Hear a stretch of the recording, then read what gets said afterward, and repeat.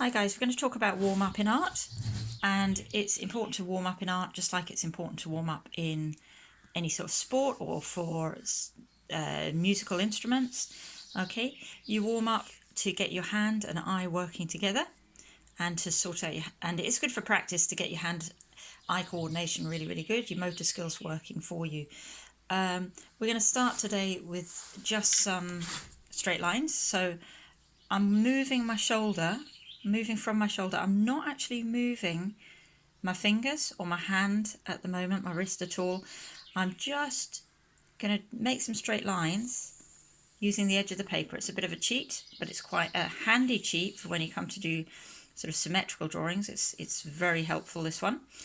I'll just shift that there so you can see it.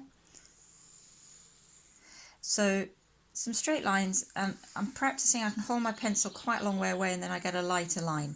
I'm using a quite heavy pencil. I'm using 4B. Okay, so the lines are quite strong. You're going to try and work quite lightly because your initial lines in a drawing should always be fairly light. Now our next exercise is we're going to just try and connect up these dots using a straight line. Notice I'm just going to try and do a couple of practice lines first, making sure my hand's moving in the right direction. I missed that one, well done me.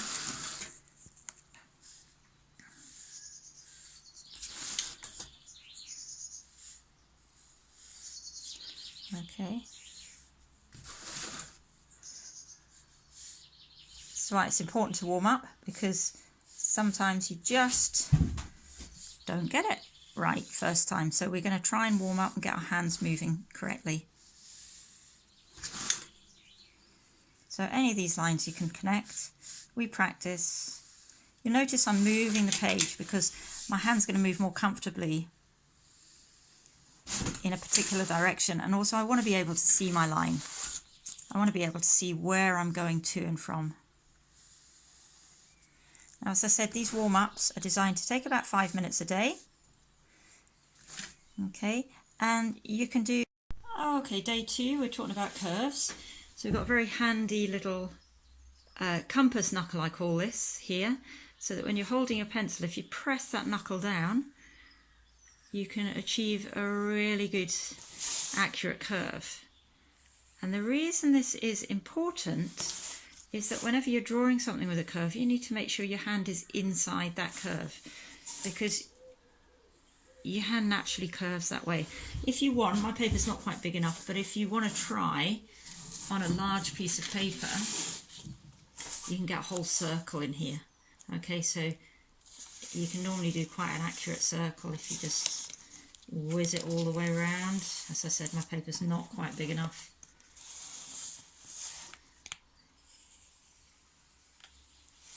But you can have a play around with that.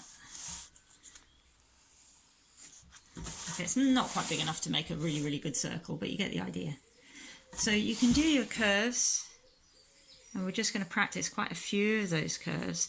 And when you've practiced a few of those curves, try and start to weight the line so it goes from dark to light. It's a really good skill in art. So we use light lines, but if you can get a line that goes dark to light and then maybe back to dark again, it'll help your drawing to have that quality of line. And you can get it going really like a feather.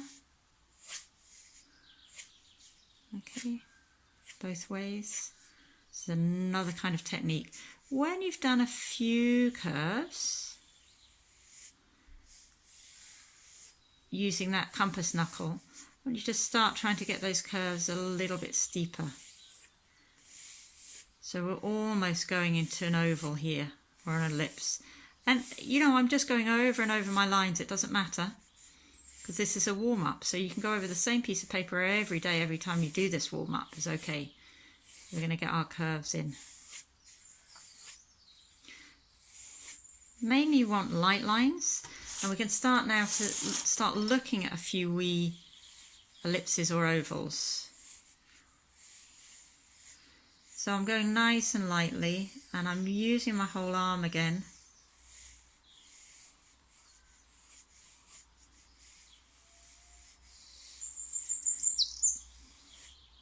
An ellipse, you'll see from Mrs. Felton's slideshow, is a circle that is at the top of an object, but you're seeing it from an angle. So it's a little bit different to an oval. And it's a really, really good thing to try and practice. You practice these over and over again. Okay, that's day 2. Well done. Okay, welcome back to day 3. For day 3, we're going to revisit these ovals, or these ellipses that we've done. And we just want to draw them really lightly. But when we've done that, we're going to add a curve underneath. So I'm just thinking kind of like an orange shape. So it's a little bit different now, how you use your hand. You could turn the page if you want, but I want to be able to see what I'm doing. So I'm just going to get this kind of half orange shape.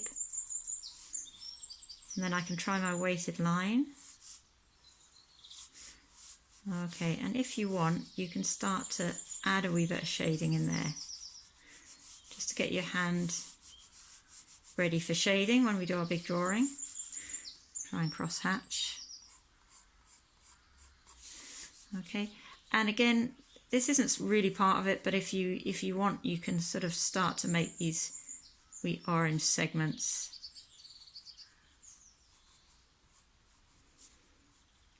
Just all about fine motor control, drawing lightly. Remember, my pencils are like a 6B, so I'm not getting very thin lines. I'm getting quite a weighted line, but that helps you be able to see it. Doesn't give me very clean lines either. Okay, so we're just going to practice a few of these different shapes and sizes to get this motor control in. And some of them you might do a kind of really high angle on there, in which case I would see a lot less of what goes underneath. Or a shallower angle, in which case I would see a bit more. It's not really so much about getting this particularly right, it's just about getting the feel of your hand moving across the paper to give you that sense of freedom and coordination. Okay.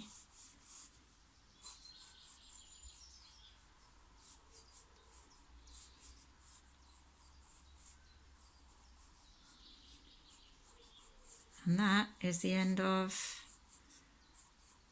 I'm trying to remember which day it is. Did I say day 3 yesterday or day 2 yesterday?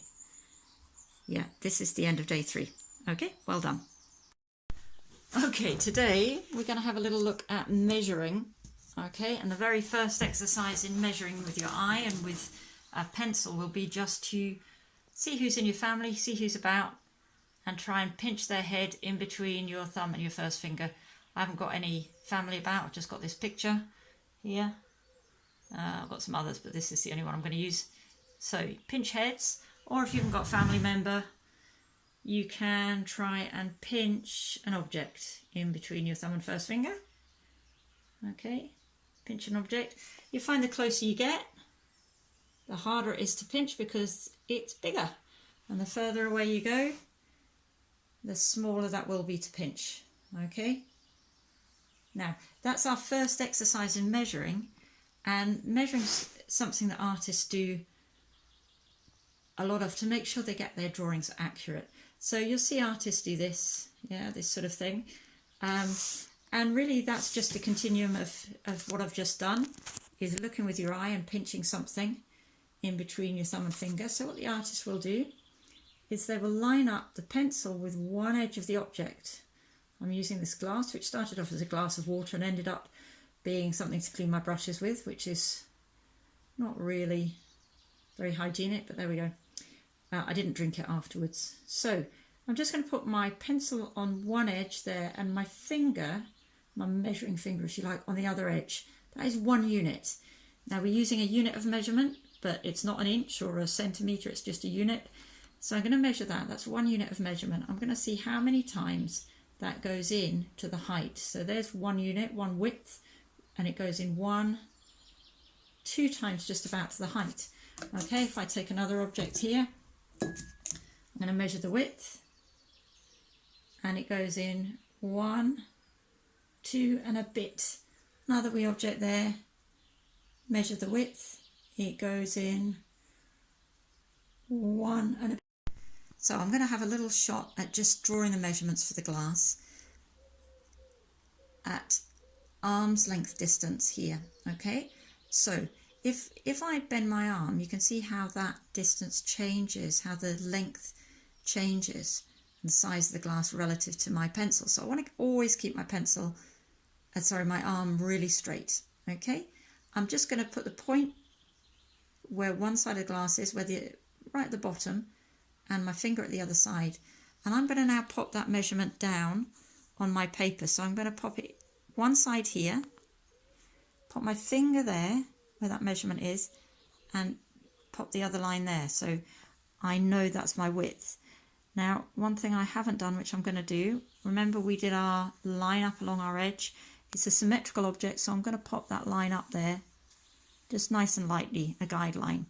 So I know that is where my base of my glass is across that line. Okay, I have not put my ellipse in yet, but that's where my base is. My lines are a bit wonky because I've been looking through my phone.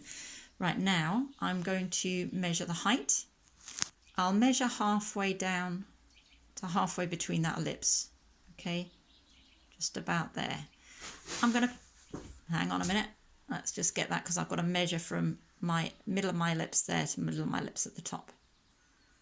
Okay, so I'm going to pop that on that line there, my finger on the line, and I'm just going to pop a wee line there across. Now we practiced doing our straight lines, so another guideline there, so I've got 2 guidelines and a third guideline showing my symmetry. Okay, these lines should be very light, but as I say, I'm using quite a soft pencil here. I'm going to measure the width at the top now. Okay, I've got the width and I want that to be even. So either side of my line here. So I'm going to pop a wee line there, put my finger on that line and pop my other line there. If it's not right, which is not, I'm going to just adjust it over. Just a wee bit there, okay. A few wee odd lines there interfering.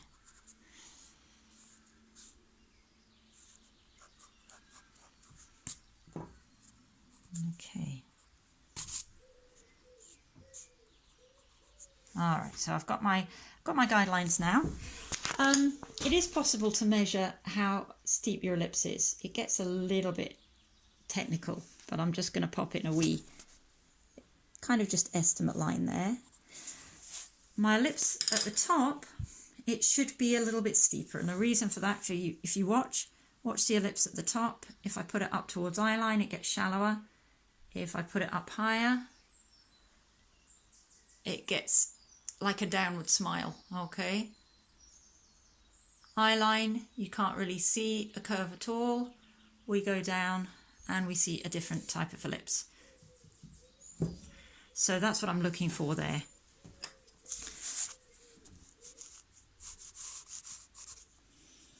So I am going to get the lines for where my ellipse goes. I've more or less measured it. Ellipses get a wee bit complicated. I'm going to do this side bit for my glass.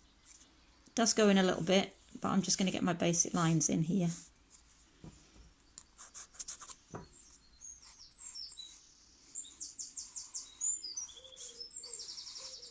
And now I can concentrate on my lips. I'm doing really simple shapes. I know it's a hexagon shape, but I'm just keeping it quite simple here. Start with all my simple shapes, and then I can add my detail once I've got my structure in.